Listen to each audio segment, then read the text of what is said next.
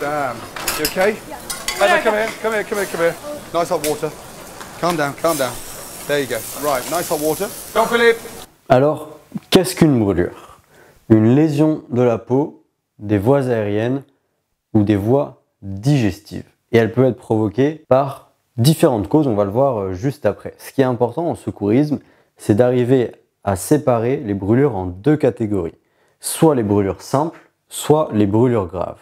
Car la conduite à tenir derrière ne va pas être la même. Sur une brûlure simple, on aura des rougeurs de la peau chez l'adulte, ou on aura une cloque, mais dont la surface totale ne vient pas dépasser la moitié de la paume de main de la victime. Alors, pourquoi ce repère en paume de main de la victime? Eh bien parce que une cloque de 10 cm², par exemple, pourrait dépasser la moitié de la paume de main d'un nourrisson, donc on serait dans une brûlure grave, alors que chez un adulte, peut-être que cela ne dépasserait pas la moitié de sa paume de main, donc on resterait sur une brûlure simple, et in fine, la conduite à tenir serait différente. Intéressons-nous maintenant aux brûlures graves. Dans cette catégorie, on peut avoir une ou plusieurs cloques dont la surface dépasse justement la moitié de la paume de la main de la victime. On peut avoir une destruction plus profonde de la peau lorsque la brûlure est noirâtre, blanchâtre, et parfois la destruction est tellement profonde que la brûlure sera même indolore. Souvent, on a aussi les cloques associées. Si la brûlure est localisée au visage, au cou, aux mains, aux articulations et aux orifices naturels ou à côté, à proximité immédiate de ceux-ci, eh bien on considère aussi que c'est une brûlure grave pour des raisons de risque d'atteinte esthétique, par exemple le visage, ou fonctionnelle, les mains, les appareils reproducteurs externes. Et puis au niveau des articulations, la peau est plus fine à cet endroit-là, donc une brûlure peut plus rapidement devenir grave lorsque l'on se brûle au niveau des articulations. Si la victime enfant a une rougeur étendue, comme un coup de soleil généralisé, on part aussi sur une brûlure grave. Et sur une brûlure d'origine chimique, électrique ou radiologique, on met direct dans la catégorie brûlure grave. Différentes causes possibles: la chaleur, les substances chimiques, l'électricité, le frottement et la radiation. Et lorsqu'une victime est brûlée, elle est exposée à différents risques. Tout d'abord, à une menace vitale immédiate, une détresse circulatoire, si la victime est brûlée sur une partie, une surface importante de son corps. Et elle peut être exposée à une détresse respiratoire, si elle est brûlée au niveau du visage et que ça peut la gêner pour respirer correctement, par exemple. Ou si elle est brûlée, on l'a vu, au niveau des voies aériennes, par exemple dans le cadre de fumée d'incendie, elle a respiré une fumée très chaude, eh bien on a une détresse respi qui va arriver très rapidement, donc une menace vitale, une urgence vitale. Si la victime est brûlée, il est possible qu'elle ressente une douleur très sévère. Ça, c'est un effet secondaire de la brûlure. Et la victime peut aussi souffrir de conséquences retardées, comme l'infection. C'est pour ça que lorsqu'on intervient sur une brûlure, il faut toujours mettre des gants pour protéger la victime du risque infectieux.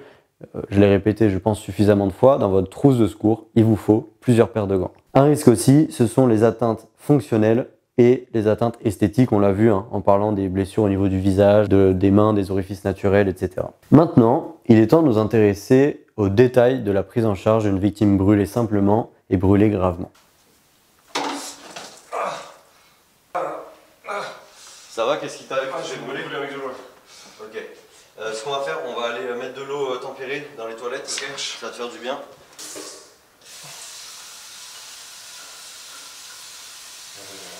Alors, sur une brûlure, quels sont les réflexes à avoir? Eh bien, de refroidir le plus rapidement possible, après avoir écarté le danger, avec de l'eau tiède et avec une faible pression pendant 10 minutes, idéalement 20 minutes. Si cela fait plus de 30 minutes que la victime a été brûlée, ce ne sera plus utile de refroidir la brûlure. Ici, il n'y est pas question de faire ruisseler l'eau au-dessus de la brûlure. Il n'est pas écrit que vous devez faire tomber l'eau au-dessus de la brûlure et de la faire ruisseler. Il précise qu'il faut refroidir directement sur la brûlure. Ensuite, retirer vêtements et bijoux au niveau de la brûlure et à proximité immédiate, notamment parce que ça peut coller et les bijoux peuvent faire un effet de garrot s'il y a des gonflements. Si par contre les vêtements sont déjà bien collés, qu'il y a de l'adhérence, il faut surtout pas forcer, il faut les laisser. Et ensuite, identifier la gravité de la brûlure comme présenté juste avant. Car la conduite à tenir n'est pas la même. Sur une brûlure grave, alertez ou faites alerter le 15. Poursuivez le refroidissement 10 à 20 minutes. Installez ensuite la victime dans la bonne position. Soit elle a une détresse respiratoire parce que par exemple elle s'est brûlée les voies aériennes. Dans ces cas-là, on va la mettre demi-assis. Soit dans la plupart des cas, on va la mettre allongée pour prévenir l'arrivée d'une détresse circulatoire ou son aggravation si elle est déjà installée, la détresse. Laissez visible la partie brûlée afin de pouvoir la surveiller. Et surveiller aussi l'état de la victime. Est-ce qu'il y a des cloques qui commencent à arriver, qu'il n'y avait pas au début, etc. Ne pas appliquer de produits improvisés sur les brûlures. Pas de recettes de grand-mère, pas d'histoire de café, de tomates, de beurre, c'est pire que tout. Surtout pas de bépantène, de crème hydratante sur une brûlure. C'est comme aller à la plage au soleil en mettant de la crème hydratante et non pas de la crème solaire. Ça va venir empirer la brûlure. Surtout pas de glaçons non plus, ça va faire un choc thermique. On ne met jamais de glaçons sur une brûlure. Oh, damn. You okay? Jean-Philippe! Jean-Philippe! Jean-Philippe! Get me some ice, please. Now, there you go. D'accord? On ne met pas de produits improvisés, pas de recettes de grand-mère. Vous refroidissez à l'eau tiède, tempérée, 10 à 20 minutes, c'est tout.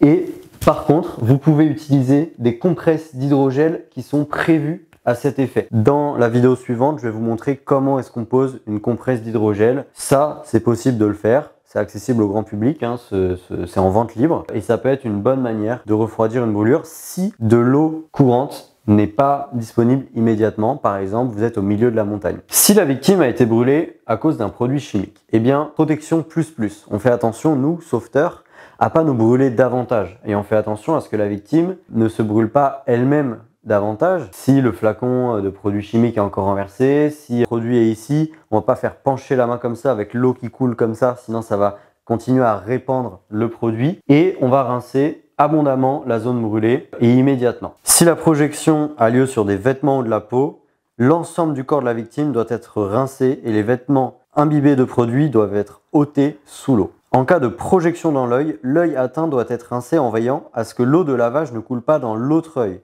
Et faites retirer les lentilles de contact pendant le rinçage. Dans tous les cas, veillez à ce que la substance maintenant diluée ne nuise pas au sauveteur ou au tissu sain de la personne en entrant en contact avec la peau non affectée ou l'œil non blessé. Si la victime a bu un produit qu'il a brûlé, un produit toxique, eh bien, ne la faites jamais boire de l'eau et ne la faites jamais vomir.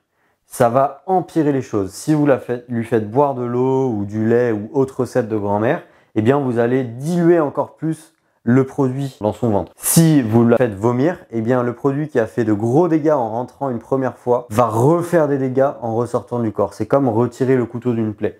Donc on la met en position de confort, PLS si elle est inconsciente, et on appelle tout de suite, c'est très grave. Ensuite, le sauveteur doit veiller à se laver les mains. Bien entendu, comme expliqué à de nombreuses reprises, ayez des gants dans vos trousses de secours pour votre sécurité, cher sauveteur. Sur une brûlure électrique, eh bien, il faut bien entendu s'assurer de la protection avant d'intervenir. Si jamais on a un doute sur est-ce que le courant a bien été coupé ou non, eh bien, on ne touche pas la victime et on va vraiment s'assurer que le courant est coupé. On arrose la zone visiblement brûlée, donc la partie extérieure. Dans une brûlure électrique, il y a un point d'entrée, un point de sortie. Là où l'électricité rentre, par exemple, je touche un ustensile de cuisine dont le câble est défectueux et je m'électrise. L'électricité rentre et elle ressort par exemple par l'autre main. Donc je peux avoir une tache marron sur la paume gauche et une tache marron sur la paume droite. Ça peut être d'un doigt à l'autre ou ça peut être même par les pieds. Donc une victime brûlée électriquement, il faut essayer de chercher le point d'entrée et le point de sortie pour pouvoir arroser ces deux endroits. Peut-être qu'il va falloir enlever les chaussettes de la victime par exemple. Un peu de vocabulaire, lorsque l'on est électrisé, c'est lorsque l'on survit au choc électrique.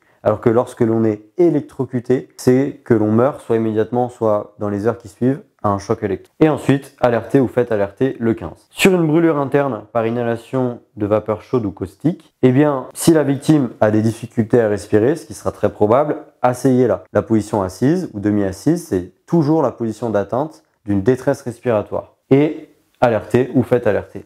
Le chapitre sur les brûlures est assez dense et assez complexe. Il faut en plus retenir qu'est-ce qui va dans la catégorie brûlure simple et brûlure grave. Donc pensez à faire des fiches et à le réviser régulièrement pour ne pas être pris de court le jour où ça vous arrivera. Les brûlures, c'est un accident domestique et professionnel très fréquent. Une brûlure sur deux en France a lieu au niveau de la main. et des doigts. Donc, il est important d'être préparé à ce genre d'intervention.